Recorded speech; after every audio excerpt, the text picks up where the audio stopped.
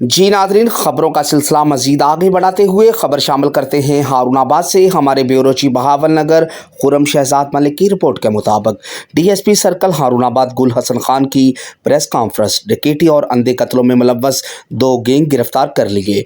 तफसीलात के मुताबिक डीएसपी सर्कल हारूनाबाद गुल हसन खान ने प्रेस कॉन्फ्रेंस करते हुए बताया कि पुलिस सर्कल हारूनाबाद ने बड़ी कामयाबी हासिल की है। डकैती और अंधे कत्लों में मुलव्वस 2 गैंग गिरफ्तार कर लिए गए हैं। हारूनाबाद पुलिस ने डकैती के मुलजम और पुलिस थाना फकीरवाली ने डकैती और कत्ल के मुलजम गिरफ्तार कर लिए हैं।